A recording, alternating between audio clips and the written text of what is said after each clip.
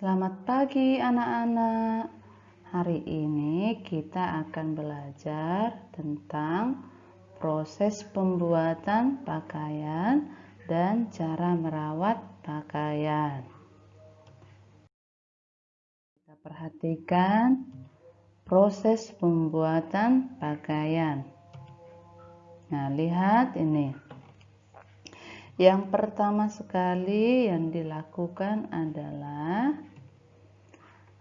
bunga kapas diambil dari pohonnya, lalu dijemur di terik matahari, kemudian diambil biji-biji kapasnya.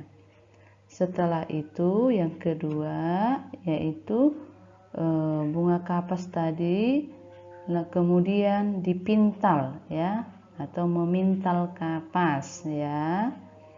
Nah, setelah memintal kapas, lalu akhirnya menjadi benang ya, yang ketiga. Kemudian yang keempat, benangnya kemudian ditenun ya, menenun kain ya. Nah, yang kelima, setelah benangnya ditenun akhirnya menjadi kain. Kemudian yang keenam, kainnya kemudian dibuat menjadi pola baju ya. Nah, oleh tukang jahitnya dibuat pola bajunya. Kemudian yang ketujuh baru dijahit ya, kemudian bajunya dijahit. Setelah dijahit yang kedelapan, maka jadilah menjadi baju. Apakah itu gaun, kemeja, kaos, celana, rok, dan sebagainya. Nah, itulah proses awal sampai akhir cara pembuatan pakaian. Nah, di proses pembuatan pakaian ini teacher hanya membuat satu contoh, yaitu yang bahannya dari kapas ya. Nah, proses yang lainnya juga demikian ya. Apakah itu yang dari bahan nilon dan yang lainnya itu. Tapi salah satunya teacher buat contohnya dari kapas ya. Itulah untuk contoh proses pembuatan pakaian. Selanjutnya cara merawat pakaian ya. Cara merawat pakaiannya, perhatikan ini. Yang pertama, tidak mendiamkan noda, misalkan tumpah minumannya yang berwarna ke bajunya. Jangan dibiarkan, harus segera direndam ya. Kemudian yang kedua, memisahkan pakaian yang berwarna dengan yang putih. Waktu mamanya mau nyuci kain, jangan digabung pakaian yang berwarna dengan yang putih, supaya warnanya tidak pudar, kemudian yang baju putih jadi kusam ya. Itu kenapa harus dipisah.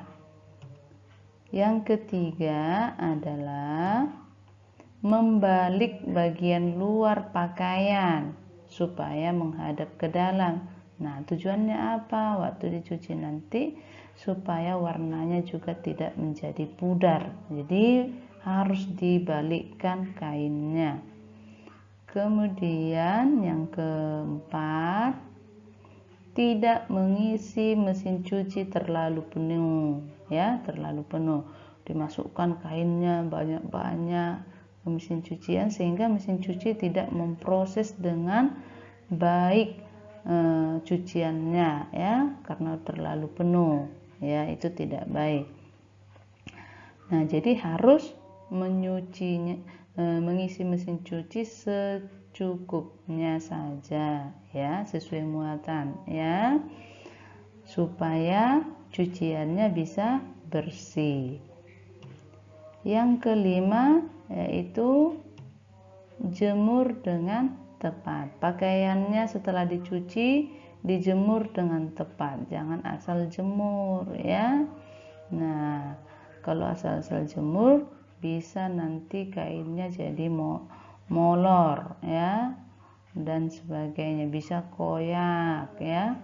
Nah, jadi harus cara menjemur juga harus tepat. Dan yang terakhir adalah yang keenam, setrika dengan suhu normal ya. Jangan terlalu kecil panasnya atau terlalu panas sekali. Nah, itu tidak membuat kainnya rapi. Kalau terlalu kecil, pelan, maka setrikaannya tidak licin. Kalau terlalu panas, nah pakaiannya bisa rusak ya. Nah, jadi harus membuat suhu setrikanya normal, maka hasilnya juga akan baik ya. Nah, demikianlah penjelasan teacher tentang pembelajaran kita hari ini, proses pembuatan pakaian dan cara merawat pakaiannya. Nah, melalui pembelajaran ini anak-anak pun bisa paham untuk melakukannya, khususnya cara merawat pakaiannya. Jadi walaupun bukan anak teacher yang mengerjakannya, tapi sudah bisa mengetahuinya dari sekarang ya. Atau anak teacher pun sudah bisa belajar, misalkan mencuci sepatu sendiri atau sendal sendiri.